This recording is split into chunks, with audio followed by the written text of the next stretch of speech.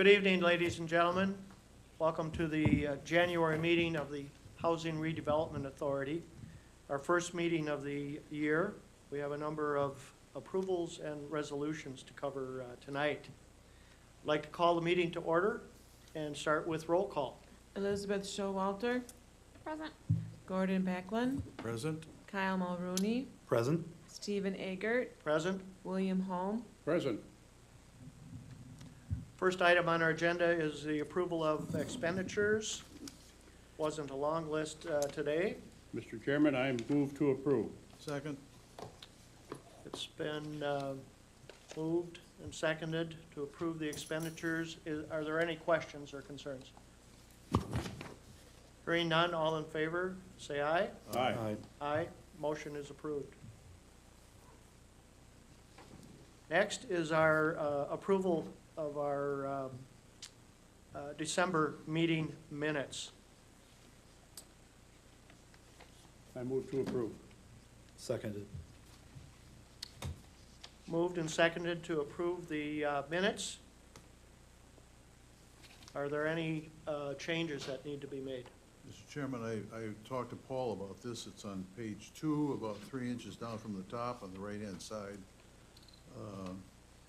There's a unique character in the word "s" approach. I think Certainly. We got it fixed. A little clerical error, okay. Any other changes or concerns? Hearing none, there's a motion to approve with the minor correction. All in favor, say aye. Aye. Motion's carried. Next is a resolution designating official depositories. This is an annual approval that we do. Move approval.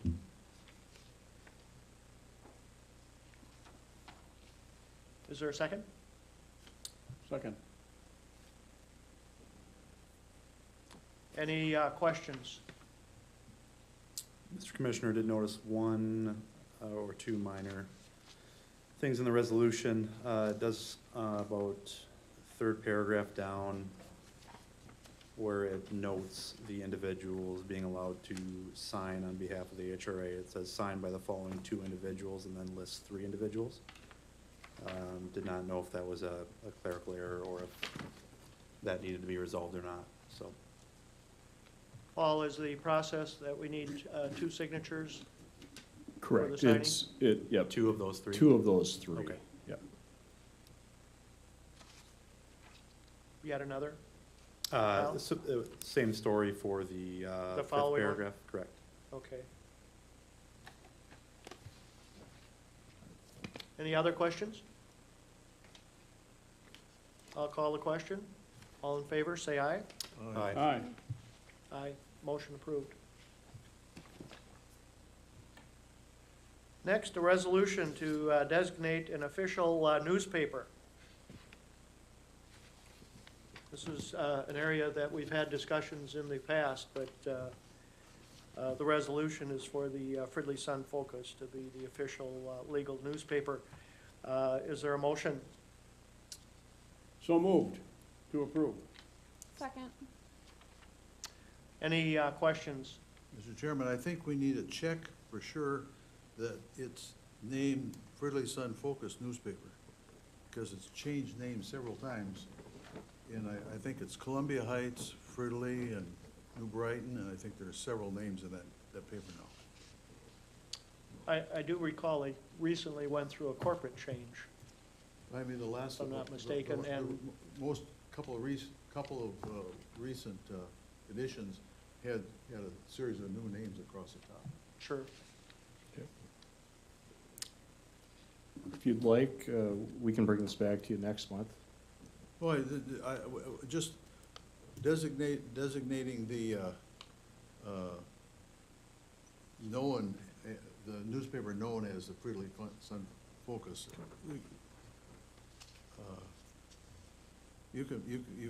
I think we can approve it. You just have to note that it does have a different name.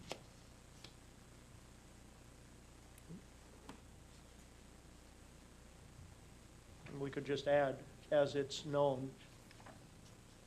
As it has been known as the Yeah. Fridley Sun. Yep. Any other questions or concerns? We have a motion to approve Fridley Sun Focus News, or as it's known, as our official legal newspaper. All in favor, say aye. Aye. Aye. That motion carries. We'll get her done, Paul.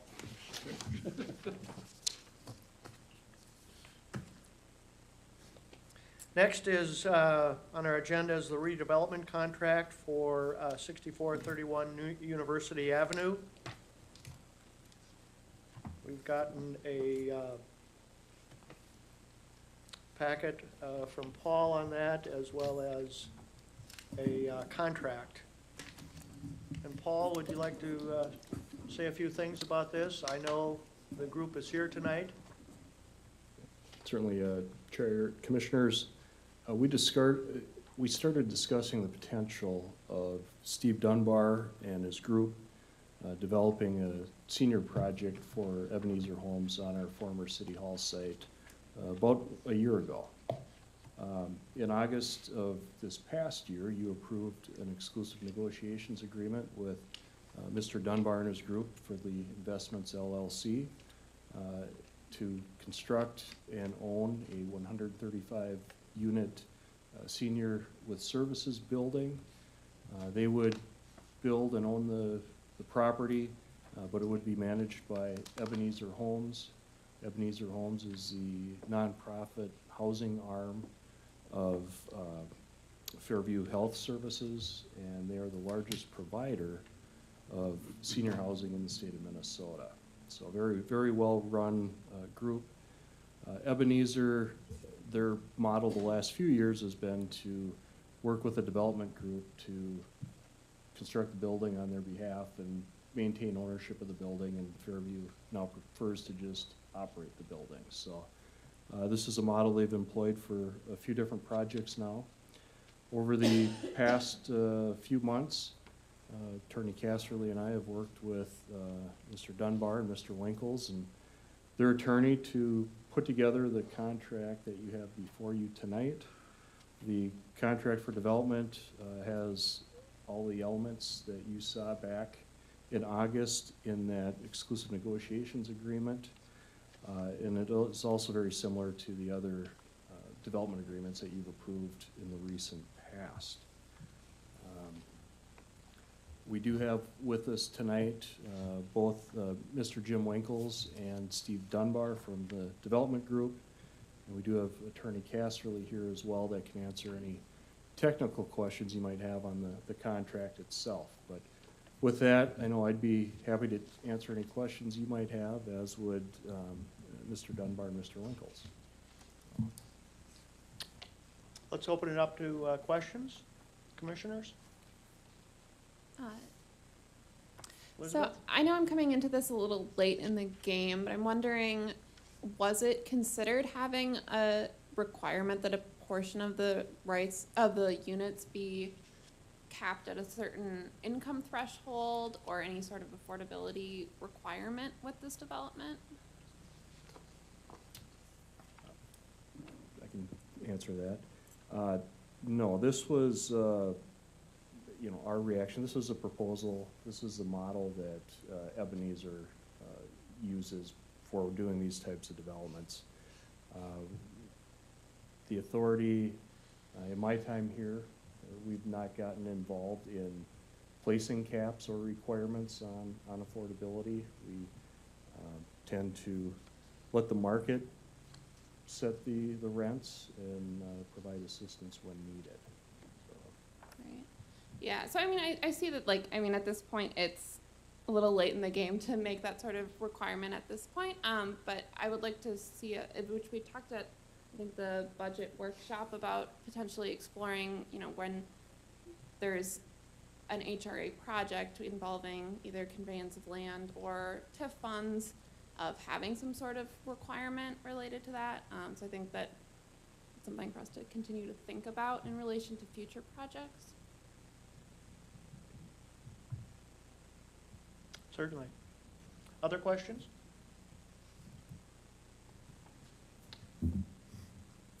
I have a couple questions for you, Mr. Casserly. Looking at the contract here, I assume that Schedule B and C, the quitclaim, the copy or the form of the quitclaim deed and the certificate of completion will be attached with the execution. However, I did not see a Schedule D.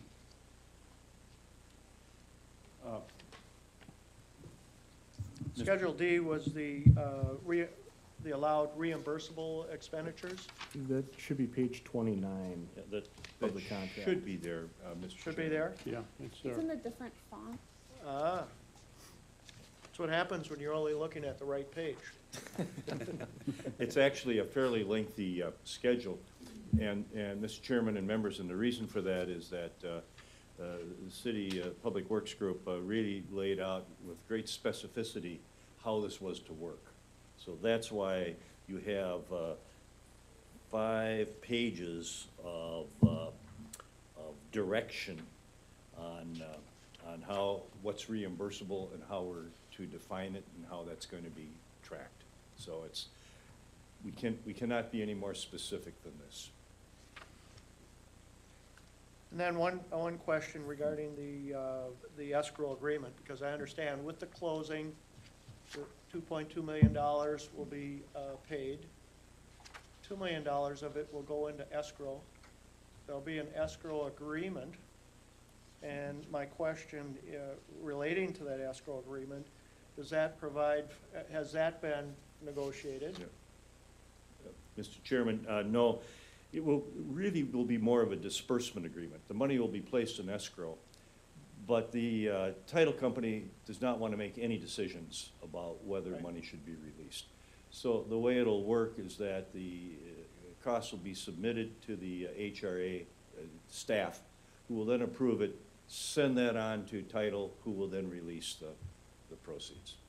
Are we doing partial payments or We'll- 100% at the end? We will do partial payments. I don't know if we'll have a holdback or not. We haven't really negotiated that agreement yet. If we were to have a holdback, it would be a minor amount. And some of this work's gonna require, well, I shouldn't say. I didn't know if it required some bonding or some arrangements with the city on some parts of it. So we'll have, the city has a lot of concern that the work is done correctly. Sure, and my only concern is if for some reason the project stopped and we had all this money into it. Yeah, Mr. Chairman, it's, the money is there to make these improvements, and if the project stops, I guess the improvements won't be made. There's also, I should add, Mr. Chairman and members, without trying to sound too glib, this isn't gonna close until the funding's in place to build it. As a real practical matter, there will be multiple closings. We'll be transferring title, there will be a mortgage going on, there will be money put in escrow for disbursement. I mean, all of the financing will be in order. So this is not going to happen until everything is laid out. And our original, and the reason that we're doing that is we know there are issues. We know there are problems that have to be dealt with on that site. We're unsure as to what it's going to take to correct all of those problems. We think we have substantially more replacing in escrow than we will need. And our hope is that we will have a fair amount of money left over to cover authority expenses and then ultimately convey the excess to the city. That's our arrangement with the city. The city transferred title to its portion of the site to go with our portion of the site. And we are the development arm, so we are organizing all of this and assisting with the development. And this is what the authority does. They frequently do just exactly what's going on in this agreement. So it's while the transaction itself is reasonably complex, there's different parties and lots of different pieces, it's actually fairly straightforward in terms of explaining it.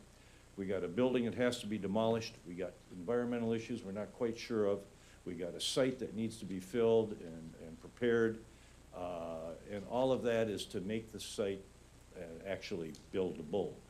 And on that site, we are looking to have a very nice facility constructed. So, but all of this will be happening really at the same time. And maybe the folks with the company can speak more clearly to that, but they're not going to be putting up some millions without having their, I shouldn't say, maybe they do those things, but my guess is that their construction financing will in fact be in order, and that they're not closing on the property until they can have that, and that mortgage has got to go on at the same time. Matter of fact, there's a whole bunch of issues we get into. Early start problems. There's just a whole host of things. The usual This development. is a typical redevelopment project. There's nothing unusual at all about what's going on here. Well, And- thanks, Mr. Castley, for the review. Okay. I'm sorry, I It's just just a wanted couple $1 million. yeah, reassure members that there really isn't anything, most often we're creating a tax increment district when we do this kind of project. And in this instance, we are not. In theory, we could have, but we have no reason to. I mean, this is really a win-win proposition for the authority, the city, and the taxpayers, so. Thank you. Mr. Chairman? I have a Yes, sir. couple questions. Defining the site for me. There's a parking lot for Fairview Office Building. Is that part of this site? I'm gonna have to defer to Mr. Boland. I saw it was in yellow on one of the drawings, and I was confused because then I tried to start adding up the acreage, and I didn't know what was what. Chair, your commissioners, we are transferring all of the property that is owned by the city and the authority around the existing city hall. When that project was originally done in 1982, the authority retained ownership of the westerly, I think it's 150 feet of one of Fairview's parking lots, closest to University Avenue. We are turning that over as part of this development, as well as the parking lot around the northern most Fairview building. The authority also owns that, and that is all being transferred as part of this. Fairview has paid the authority $800 a month in rent since 1982 for use of those parking lots, and they will just continue that relationship with Mr. Dunbar's group. Okay, so that's not an issue of dispute of any kind with No. the developer? Okay, interesting. I also noticed that the access to underground parking is going to be used. Is that the same underground driveway that is currently used for police and access to the lower level parking? Maybe we can have Mr. Dunbar speak with us? Good We evening. want to get you up there. No worries. Thank you for having me here this evening. We appreciate it. And it's been an honor working with Mr. Casserly and Mr. Boland to pull this together over the last handful of months here. And it's nice to be back in front of you again. So appreciate the time. I can go through a few of the questions, but in regards to yours, sir, there is going to be a new enclosed garage as part of the senior housing facility. And so within that facility, there'll be 91 enclosed stalls, but that access road where you currently go to access the underground portion of the structured ramp and to get to the current storage units, gun range, police station, that will be kind of used as the move-in, move-out facility, and the gun range, for lack of a better term, will be utilized as storage space. We saw that as a benefit to maintain, because it really is a retaining wall there to the north, for the surface parking lot to the building to the north. And basically, if we did remove that, we'd just be replacing it with another retaining wall. So we thought it made sense to utilize that space and make it functional. So there will be a new enclosed garage space within the envelope of the building. Okay, so when I read that, I was just imagining garbage trucks and other large vehicles Yeah, going down there, and I assume that which you're honestly. taking into account how they're going Yes, to get sir. in and out of that space. Which actually, it does play to an advantage, honestly, you know, instead of having it come in the main entrance area there on the southern portion, we've kind of created kind of a lower area in that little turnaround area where truck can back up, because we obviously have a full commercial kitchen as well, that'll have meals daily, for trash removal, move in, move out, garage entrance, and not disturbing, kind of that day-to-day activity on the main entrance, so. Also, I know that the shift of rooms between independent living and assisted living kind of fluctuate. But don't you need some kind of specific numbers for memory care? Do you know offhand about how many of those units you will have in that 135? I'm gonna do my best. Here we go. I know we have 18 specifically for memory care in regards, and we worked through this with Stacy on the planning side to make sure we were accounting for appropriately the parking regulations for city code. So we're over and above the requirement for the parking. Due to the fact that we do know that, you know, with independent versus assisted, there is that fluctuation where people might age from their independent and then start adding more services as they go. So we're comfortable with that flexibility. So we do have specifically programmed for memory care. That needs to be specifically programmed, obviously, and that's 18 units. Okay. Thank you. Gordon? Mr. Chairman, I have a couple of questions. One is, when you start taking up concrete and digging it up, sometimes you discover things that you weren't aware of. Correct. And I talked to Paul a little bit about this earlier, and that is that there are provisions in the contract to, where we can't define things, so we can negotiate out what the value of fixing that, making them whole, so to speak. And hopefully it won't involve a environmental impact statement. And I think that's true, at least I hope so. And the second thing is, we're vacating a road, piece of a road, which runs right parallel with the university. And I know you had to do something like that with CeLo, but do we have to deal with the MnDOT when we're vacating a road that's within their basically right of way? And I don't know who owns that property. We owned it and we gave them the right to use it years ago. And then what about the piece of it that goes with the Target, which is now for lease? So just breaking down those two questions, starting with kind of some of the environmental concerns, you know, we've been working hand in glove with city staff in regards to the environmental, working with Braun for environmental reports, working with Braun on geotechnical reports, doing soil borings on the site to make sure we're doing our due diligence upfront. We've been working with the city on the replatting and the surveying of the site as well to make sure that when we do go in and start breaking up the ground, there are limited surprises. So understanding the history and going through the title process to know what we're dealing with. And so that's been an ongoing due diligence period that we will continue to find before we do break ground, making sure we have the most information possible to make sure we're putting our best foot forward. And the city's been wonderful working with us in that effort to make sure we can get on site, you know, get those reports going, so it allows us to start budgeting and planning for those appropriately. In regards to the right-of-way land, that's something we've been working with the city as well. That's a project that the city is undertaking along with the HRA, to my knowledge.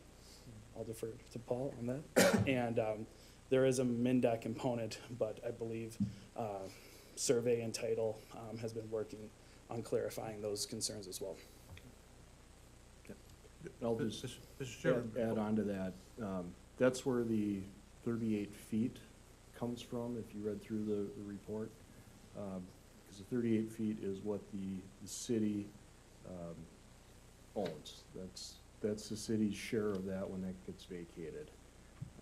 So it takes it roughly to about the westerly curb line of where the existing roadway is.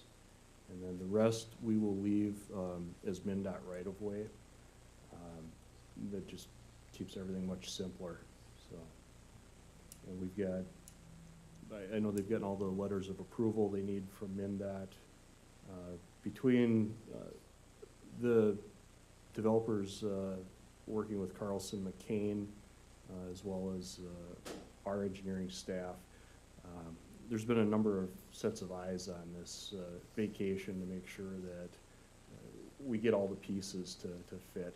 Anytime we vacate anything along that frontage road, it usually ends up taking a lot of extra time and headache because of, you know, MnDOT took different pieces at different time, and sometimes they took it in title, and other times they just took it as an easement, and so, but no, we do have the right people working on this, and, you know, we do know they can retain 38 feet of that once it's vacated. Yeah, Mr. Chairman, because having worked with MnDOT a bit, it's not really always clear that it's easy, and sometimes that can be an impediment, especially on a schedule construction, that can cost a lot of money.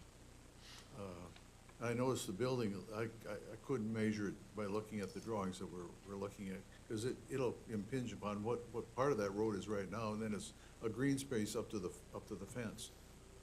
And so we have been working with the planning department, with the HRA, and with, again, Carlson McCain to make sure our setback is appropriate. I mean, in closing down that frontage road, it shouldn't impact the actual building of our facility, because that is a lot of green space in that MnDOT right-of-way. And so, again, I believe in the MnDOT right-of-way, that's where a continuation of the sidewalk will be as well, so kind of outside of our property line. But we're set back appropriately to allow for more green space, our landscape plan, and not really interfere with the actual building of the building. Yeah, Mr. Chairman, I assume that it'll be like CeeLo approximately, from the setback of the paved road up to the building. I believe they'll have a little bit more setback than Cielo did. Okay. Yeah, I believe so. I have a couple questions on the phasing. Yes, The Mr. Chairman. initial phase is the majority of the project, I believe, and I would expect that to be operational, you'll need to be 100% constructed and open for business. Correct. And with the site prepped, you can roll right into the second phase, and I would imagine Ebenezer would then come to you at some point in time. Have you done that before with them? How does that come about? Yeah, absolutely. When can we expect phase 2? So again, going back to your earlier question in regards to kind of timing, I mean, we wouldn't close on this unless all funding was in place. And the goal is obviously sequencing that streamlessly. You know, if we're mobilizing to clean the site, we don't want to remobilize to build a building. So, I mean, it's going to be a one effort as we mobilize to clear the site and then move from that to build the facility. We have been in ongoing conversations with Ebenezer for a year now in regards to the planning and marketing plan. But that all, as we start breaking ground, that's a scheduled plan for, you know, building websites, getting out in the community, leasing, you know, model units. All that stuff is built into the programming of the construction. But we have definitely been in those communications with Ebenezer to make sure we're hitting all those marks. So that plan will be streamlined once we start breaking ground. Have you been involved with, like on this site, there's a phase 2? Oh, I'm sorry. In regards to You didn't speak to the second phase? Sure, my apologies. I thought How you did- meant clearing the site and then building the minimal improvements. My apologies. In regards to the phase 2, you mean where the structured ramp is? Right. Yes. Yeah. So the plan there would be obviously additional housing. But in regards to, we want to get up and get the 135 unit facility built and stabilized and make sure the market is strong enough, obviously, before we overwhelm the market with more housing. So we want to make sure we're putting our best foot forward to get to a sustainable marketplace where, you know, the 135 unit building is supportive and sustainable with all those services there. And then it will allow us to explore that phase 2, which has not been defined yet. So Sure. we just That makes sense. want to make sure we're, you know, not oversaturating. We want to make sure we're doing it appropriately. But it'll be all set up for you. That's the hope. the site will be Yeah. ready for you, you can get a permit and build. We hope so. That would be great. Yeah, I mean, we're very excited for the overall opportunity of the campus, the senior health campus. And so working with Fairview as well, having them be our neighbors, it just lends to a really great opportunity for your long-term care on that site. We're very excited about that. Other questions?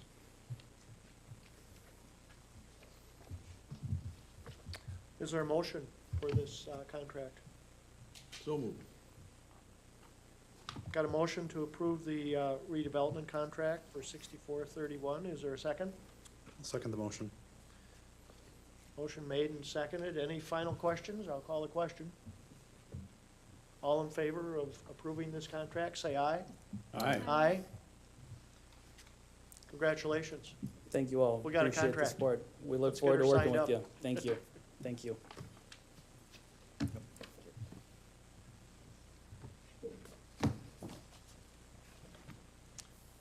Next on our agenda is an amendment to the loan origination agreement with CEE.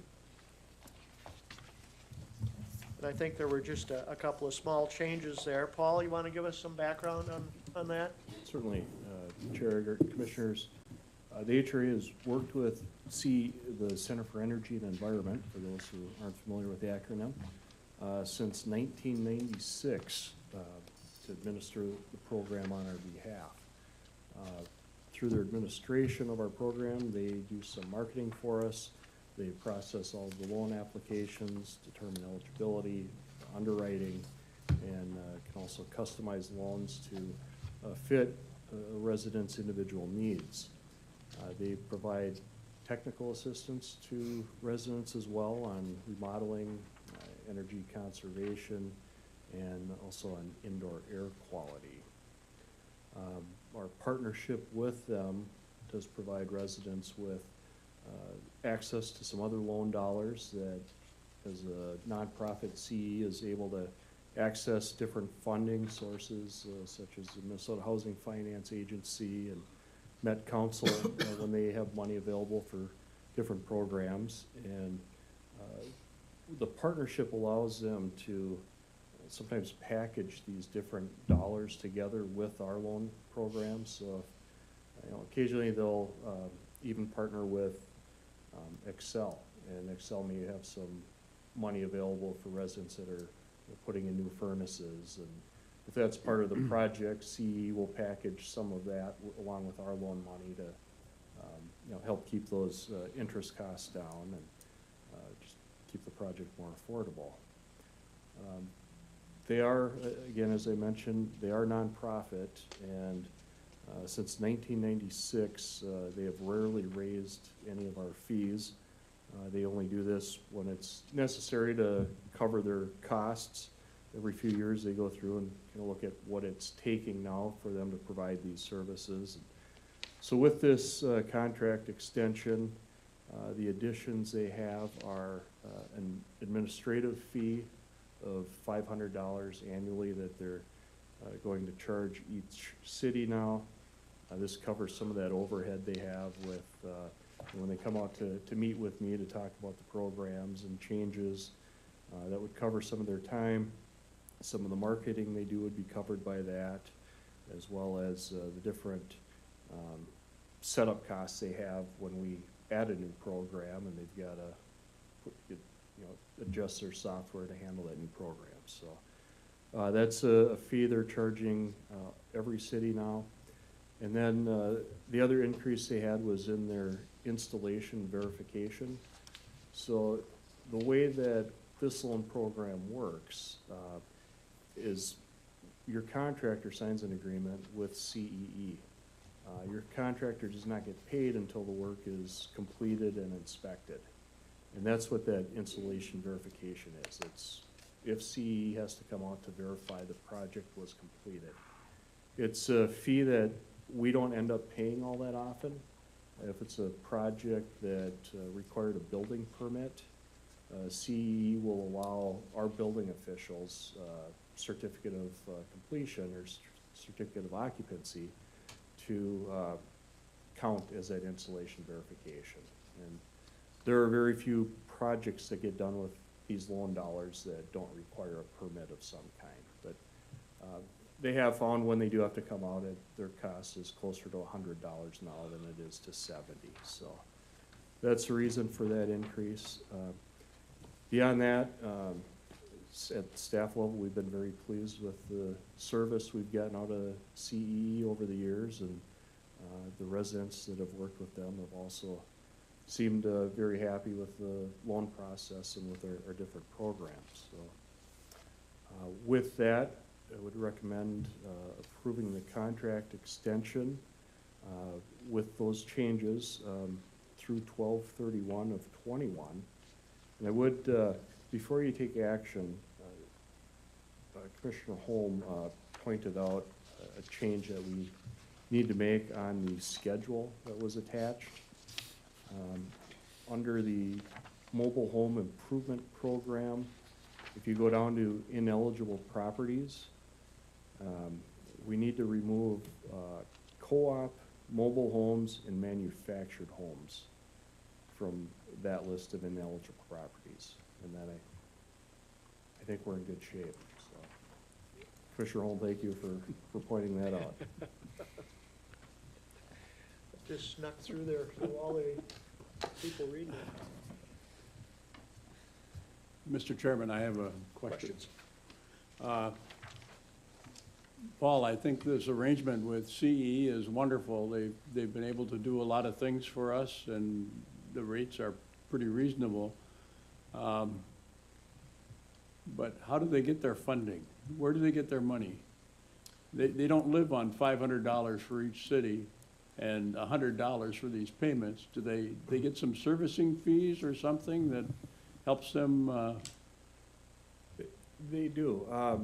In the next few months, we'll have Jim Hasnick from CE come out, because they've got some new programs that they're gonna roll out. They're going to start servicing loans rather than, right now, CE processes all of our loans, and then they get turned over to the Community Reinvestment Fund to do the actual collections. CE is starting to do some of that work, so we'll have them come in, and he can give you more detail than I can on it, but they originally, they were back in the 70s, the city of Minneapolis had an energy department, energy conservation department, and they started doing some loans, and pretty soon other cities were calling them and saying, hey, how are you doing that program? And they saw this opportunity to spin it off as its own nonprofit entity, and from there they've taken it and run. And they do much more than the loan programs. They do a number of energy-related programs, not just for residents, but also working with businesses. They get different grant funding for different projects. If you recall, when the MAC, the Metropolitan Airport Council, was putting all the new windows in all the homes that were in the flight path, that was a CE project. So they number of different funding sources for the services that they provide. Well, I'm looking forward to hearing more about it. It's interesting history lesson you just gave us. Thank you. Other questions from the commissioners? Just on the multifamily exterior one, that one excludes co-ops. Was that intentional? It was, and Okay. that has to do with the ownership and how these the different loans get mortgaged against the properties.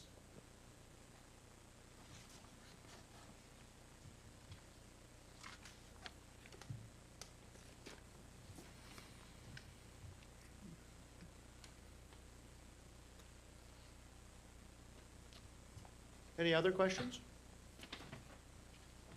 Do I hear a motion to approve the amendment to the loan origination agreement with CEE? So moved. Is there a second? Second. Moved and seconded. Any other final questions? I'll call the question. All those in favor, say aye. Aye. And that motion carries.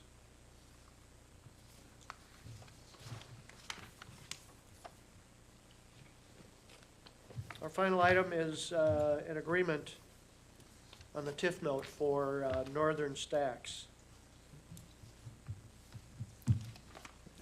Boy, that went quick. Chairman Eggert, Commissioners? Yes, sir. Yes, Paul. The authority, as you are well aware, has partnered with Hyde Development on this project since 2011. In that time, Mr. Hyde has taken the former BAE site or FMC site, depending on how long you've been in the community. You may even remember it as the Northern Pump Site. So it's had a number of different names over the years, but when Mr. Hyde purchased property, there were 2 million square feet in one very large dilapidated building and a whole lot of contamination and less than 400 jobs on the site. In that time, it's been transformed now into 9 new or improved buildings, totaling 1.8 million square feet with a number of different users rather than just a single user. And once LKQ, which is an automotive parts distributor, moves in next week, there's going to be 1,600 jobs now on that site. So it's been a great success. You know, and with it, it's almost been too much of a success. The project did build out much quicker than we had anticipated. The values on the property are higher than we anticipated. All very good problems, but you know, in our original development agreement, we had really anticipated these things taking time and these phases being stretched out. And we had it set up originally that we would issue a tax increment note for each individual building. And we did that for each of the first 2 buildings. But then a year or so ago, when he was ready for notes for phases 3, 4, and 5, we thought it might make sense to take a look at taking those first 2 notes back and just issuing 1 note at the end of the project here, just really to simplify things, not only for the authority, but for Mr. Hyde as well. With that, I'm going to turn it over to Jim now to just talk a little bit more about what this agreement says. And Thank you, Paul, and Mr. Chairman and members. The agreement is actually pretty straightforward. It's really about 2¼ pages, and the first page is mainly whereases, so kind of setting it up. The reason for this agreement is that this transaction is genuinely complex. There have been a whole series of notes that could have been issued. We didn't end up issuing 2. They were assigned to the First National Bank of Omaha. We have pledged to the Bank of Omaha payments on notes to be issued. Nothing unusual about that. As they construct each phase, they want us to commit to passing the increment through to pay the note that was provided for all those expenses. There are millions and millions of eligible expenses. Probably at the end of the day, somewhere between 18.8 and 20.6 million, depending on how you calculate in capitalized interest. So it's a very, very substantial amount. In addition to that, the authority has, as you know, created a hazardous substance sub-district, very unusual kind of district, and we made grants out of that for up to $4.5 million. And Paul, I didn't know if all of those had been dispersed yet, or is there still some that need to be? there's about 200 and some thousand left to distribute. Okay, so about almost 3 million then of the 4.5 have been dispersed. We wrote in provisions into the agreement that said we have a right to review all of their accounts, all of their statements, to figure out what it is, if there was any reason for us to be issuing a smaller note. It's a clawback arrangement. And it's got to be very complicated because you need to figure out the internal rate of return. You go through a series of assumptions. We had city appraisers that we have used for many of our projects review this. We had Greg Johnson, who was a CPA and a tax consultant, spend just a ton of time going through all of their statements and all of their analysis. At the end of the day, we concluded that we could issue the full amount of principal of the note, and the maximum amount we can issue is $15,775,000. And that is what we really intend to do. Attached to this agreement is a exhibit, which is a draft of a note. And this is exactly the same format and the same form of note that was attached to the redevelopment contract. So there is nothing unusual about this note. This is the standard note we have used on essentially every project we have done in the last 25 years. So the note is very standard. The principal amount we have identified, we have Paul and Finance have reviewed their eligible expenses, and as I have said, can document well in excess of the principal amount that this note represents. So this agreement deals with whether there has to be any assistance repaid, and it says no, we have done the analysis and there would be no recapture of any assistance. It says the maximum amount of the principal of the note is $15,775,000. It identifies the payments that have been made and how they should be allocated up to this point.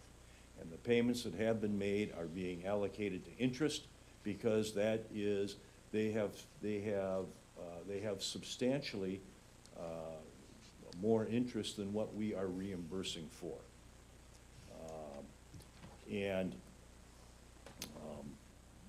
There's just they had to borrow early on, as you always do in these projects, because what they were borrowing for was to do the environmental remediation, do the site preparation, and those are the costs that are incurred first.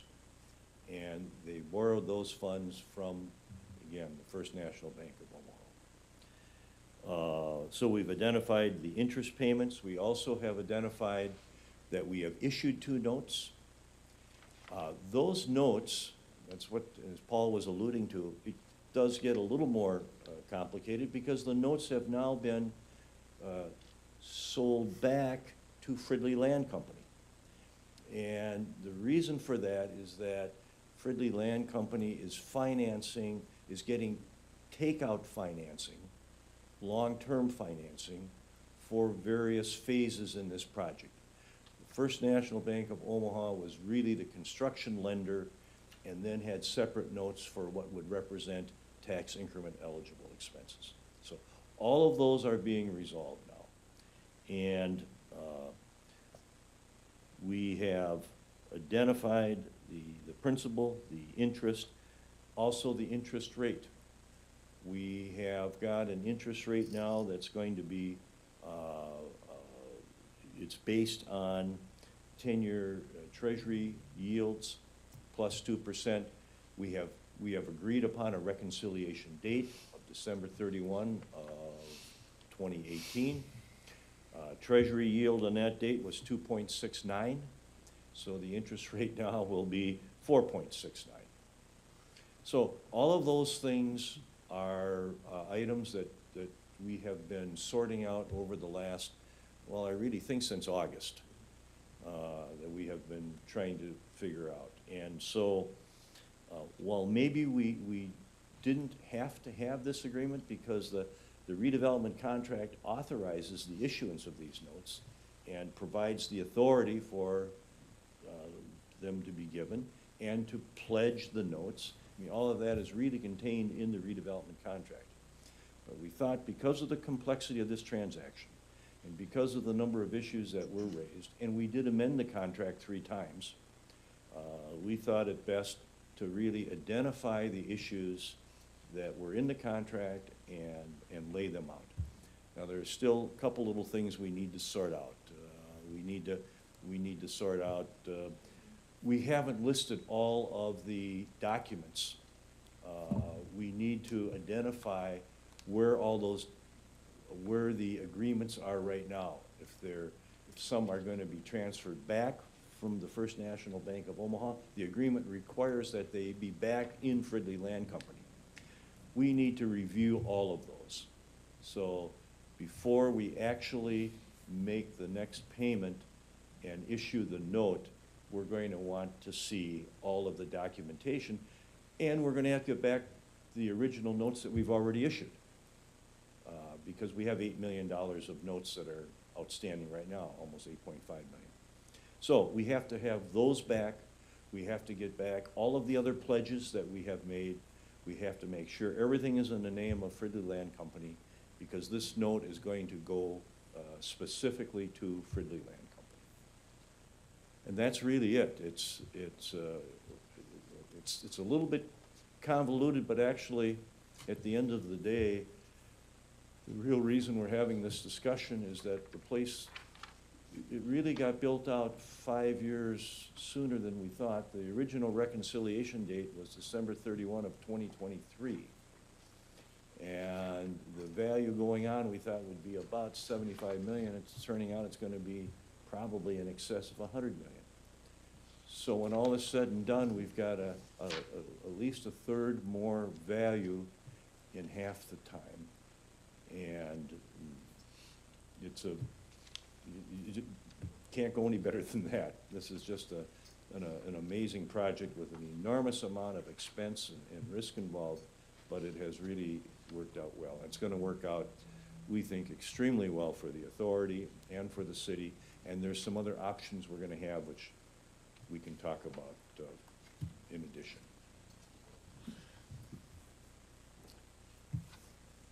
Did y'all follow that? Got it? It's consolidation. Consolidation, make it simple. Yeah, I'm a firm very. believer of that in today's world. Thank you, Mr. Kessler. Any other questions regarding the roll-up here? Mr. Chairman, I didn't realize the number of employees is going to jump by that much, 400 to 1,600? 400 to 1,600? Correct. Wow, that's wonderful. That's a great addition to the city for not only employment, but for increased tax base to be spread amongst all the residents. Well, Impressive. You and Mr. Casserly and Paul, you've been here long enough with the HRA to see all the different projects that we've done, and I've got to, in my mind, this one seems to be like way out there. I mean, on all kinds of cleaning up 2 super funds. Yep. And the recognition that the project has gotten locally and at the state level and even the national level. I mean, it's something that has really given Fridley some momentum on the redevelopment side.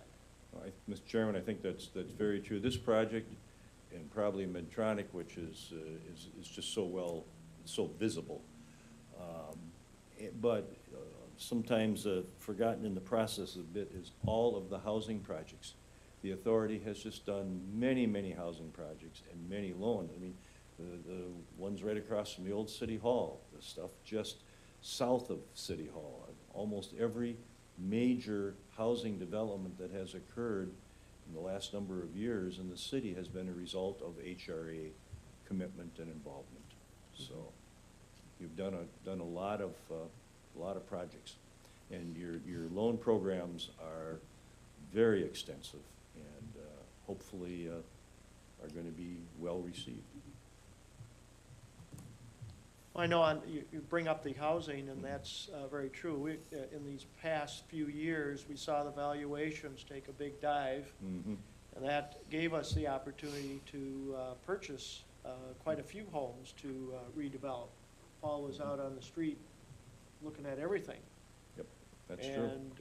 And a great number got redeveloped, and as those valuations came back up, then we started looking at the loan programs we do have, and they've really, we've adapted them to the needs of Fridley, such as the rental properties, where they're applied there.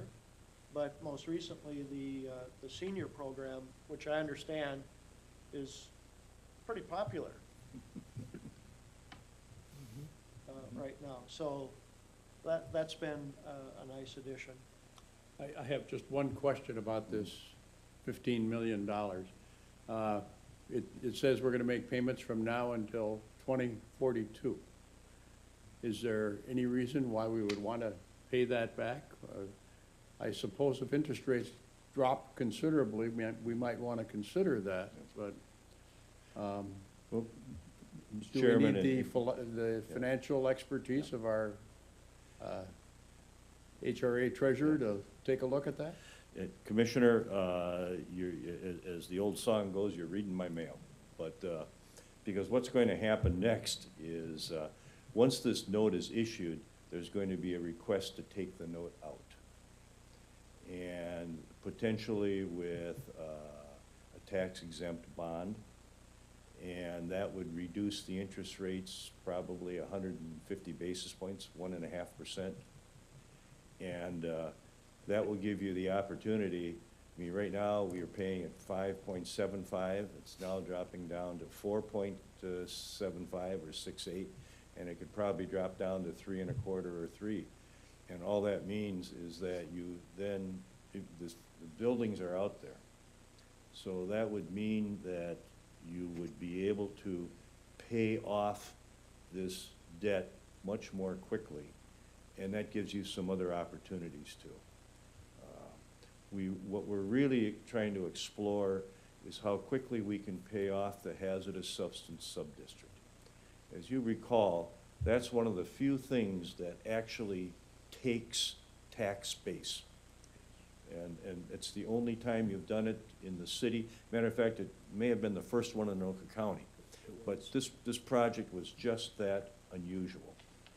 And we would like nothing better than to try to get that tax base back on. It's about, I think about 14 million or 15 million that's tied up in that sub-district.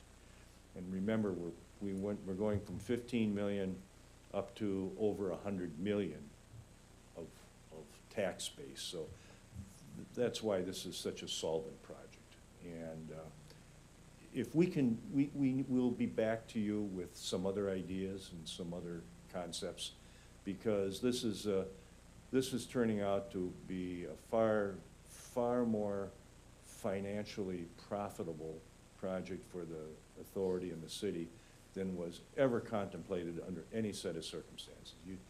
When we started this, it was we were still working with the Great Recession.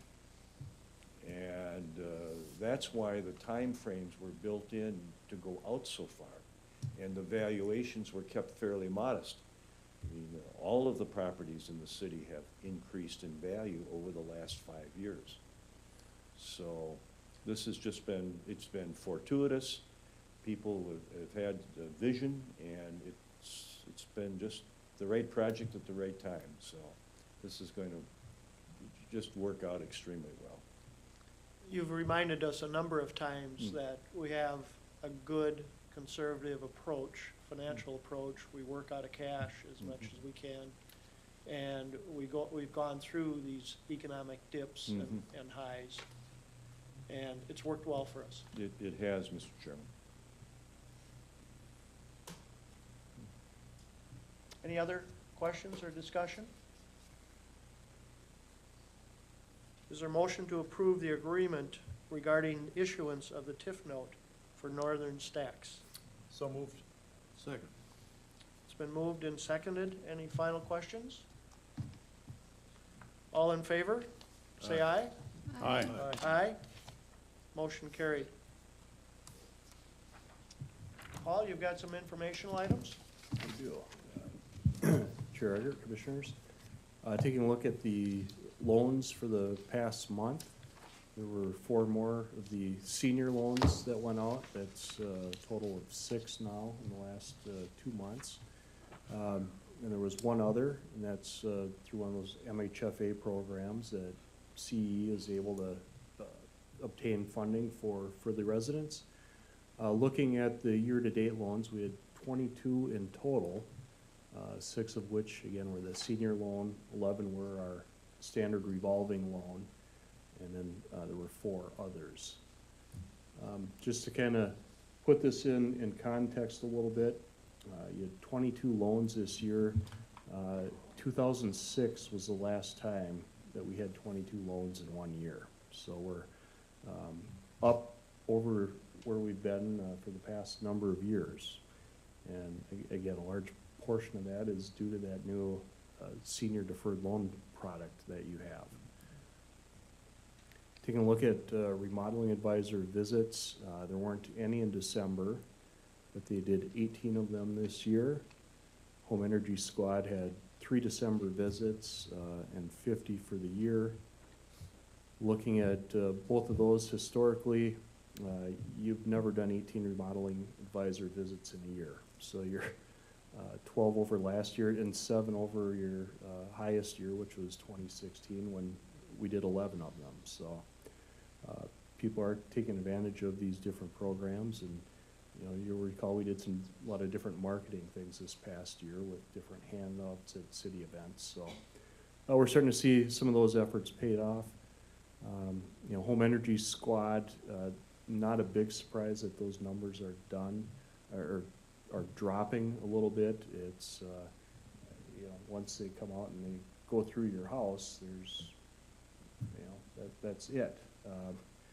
And I think there were a lot of people that were interested in it right away, and those that were interested have done it. And but we're going to still keep promoting the program. I know that Rachel Workin, the city environmental planner, is working on a number of different things with the Home Energy Squad. So we should see those numbers. Hopefully they'll improve and kind of stop that leveling off that they seem to be stuck in right now. Beyond that, just want to If I could interrupt you, Paul, certainly. on the home energy. I did that back in 2015, and that's when the CFLs for the lights they were using. Yeah. And I'll just comment that the opportunity for these home energy squads is, I believe they're installing the LED lights, Correct. which are even more efficient. Yeah. And as my wife has complained, when I left the CFLs, that took a little while, because I keep it cool, they take a little while to warm up and get to full brightness, so she loves the LEDs. Okay. So the upside to the program now is they're using the LEDs, which last a lot longer. Anyway, I just wanted to throw that in there as a reason. It might be a good way to Have it done again. have it done. Just wanted to just give you a little summary of different projects that you've completed in the past year. 2018 was a very busy year for the authority. It seemed like it took us a long time to select private developers to develop housing around City Hall, but you did approve an agreement with Pulte to do 36 patio homes. They now have 6 of those under construction, and they continue to sell lots and will continue to build all winter here. So just last month, you approved an agreement with Lennar to do 72 townhomes. They are getting their submittals ready now for the Planning Commission and City Council for their land use items, and they expect to start building here probably in May or June. So that's moving along well. You approved an agreement with Sherman, and Jim and I continue to work with them and Metro Transit to further this project along. Sherman wants to actually start building all 3 buildings here early this summer. And that will be like 100 or, excuse me, what was that, 267 total units over the 3 buildings. And that was gonna be 96 in the market rate building, 100 senior units, and then 71 in the mixed income building. And their plan is to actually start all 3 buildings now this summer. Your housing replacement program that Commissioner Eggert mentioned a little bit ago, when we had all the foreclosures, there was a lot of opportunity for us to acquire properties. That's not been the case the past couple of years, but last winter we did acquire 2 tax forfeit properties from Anoka County, and you now have a 5-bedroom house going up on Broad Avenue and a 3-bedroom house going in on Cherry Lane. So we are working on acquiring 2 more tax forfeit properties from Anoka County. And, should have more to report on that next month when you meet. And then the Cielo project, that was another long-term project. We started acquiring properties in 2006, and it took a number of years to acquire all the properties. And but once we had everything cleared off and we found the right developer, now things have moved along fairly quickly on that as well. Beyond that, finally, I'd just like to thank Commissioner Eggert for his service to the HRA, and look forward to continue working with him when he moves over to the City Council next Monday night. I did take a quick look at some of the projects that have been approved since Commissioner Eggert joined the HRA in 2010, and it looks like during his time here, we've added close to 400 million in new value just on HRA projects. And then just looking at our single-family housing replacement program, we've put over $3.5 million of new value in the single-family homes just through that one program. So on behalf of city and HRA staff, I'd just like to say thank you, Commissioner Eggert, and good luck, and look forward to working with you as a council member. Well, thank you, Paul. Thanks for putting that together. And I did jot a few notes here, some thoughts, and I can remember back in the fall of 2009 as I was wanting to get on the HRA and interviewing, and I remember the mayor saying, well, you know, it's not too busy of a group right now. And I recall how very shortly thereafter Paul Hyde came to meetings and started talking about northern stacks. So it didn't take long for things to start ramping up. I know you didn't mention anything about the new Civic Center, but that was a big project that kept you busy, and it took some time with the HRA. We talked about the housing and how it's gone through the cycles during that time. But it's been a real pleasure to working with all of you, the staff, the consultants, and all the commissioners.